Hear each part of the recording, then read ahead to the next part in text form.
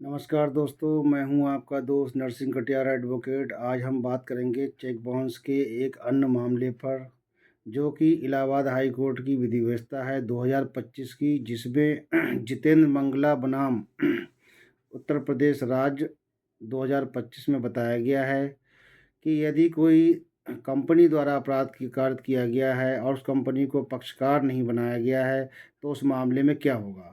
ये मामला था जिसमें कंपनी की ओर से चेक जारी किया गया था, लेकिन कंपनी को पक्षकार नहीं बनाया गया था। जो उसका डायरेक्टर और स्वामित्वधारी था जितेंद्र मंगला, उसे पक्षकार बनाया गया था। ये मामला आगरा का था, जो कि मुकदमा था श्रीमती मंजू शर्मा बनाम जितेंद्र मंगला।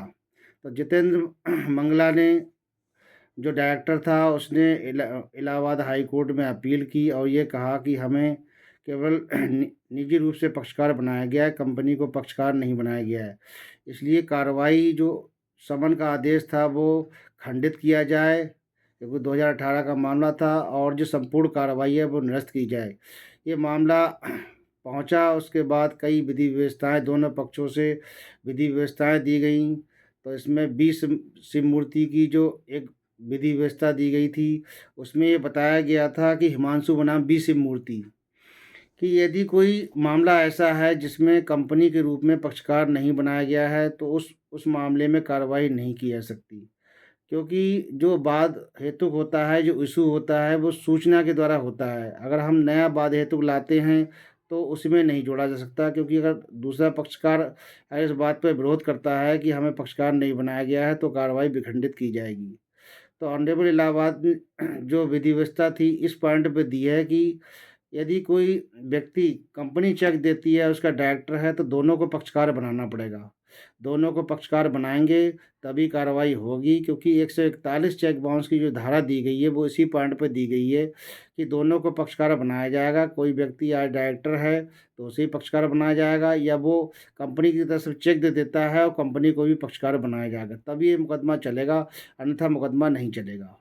और क्योंकि इन बातों का विशेष ध्यान रखा जाता है, चैप्टर जो दिया हुआ है, बाकायदा धारा बनी हुई है, तो आपको पक्षकार बनाना चाहिए। ये मामला सुप्रीम कोर्ट तक पहुंचा। सुप्रीम कोर्ट ने एक अन्य मामले में हवाला देते हुए ये कहा है कि चलिए ठीक है, आपने पक्षकार नहीं बनाया, लेकिन इस कार्रवाई को उन्होंने विखंडित कर दिया था और नए सिरे से पक्षकार बनाने के लिए आदेश किया गया था। यदि उसी में कार्रवाई जोड़ी जाती है, उसी मुकदमे में पक्षकार बना दिया जाता है, तो बाध हेतुक पैदा नहीं होगा, क्योंकि जैसा कि आप जानते हैं कि चेक बाउंस के मामले में नोटिस देना होता है। यदि हम नोटिस देंगे तो 30 दिन में, तभी कार्रवाई आगे की जाती है, क्योंकि इस मुकदमे को साबित करने के लिए बाध हेतुक जरूरी होता है। और बाध हेतुक जब भी पैदा होता है जब हम किसी को नोटिस भेजते हैं और नोटिस में ये लिखते हैं कि हाँ भाई इतने दिन के अंदर पैसा दे, पैसा ना देने पर बाध हेतुक पैदा होता है। तो हमने डायरेक्टर को तो नोटिस भेजा, लेकिन कंपनी को नोटिस नहीं भेजा है, तो बाध हेतुक पैदा नहीं होगा।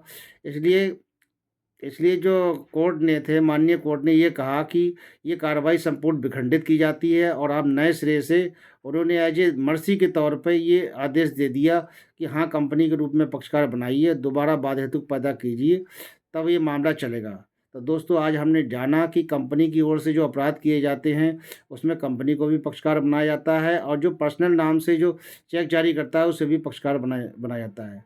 तो दोस्तों, इन्हीं शब्दों के साथ मैं अपनी वाणी को विराम देता हूँ। जय हिंद, जय भारत, जय भक्ता समाज। मेरी जानकारी अगर सही लगे तो मेरे चैनल को लाइक शेयर सब्सक्राइब जरूर करें।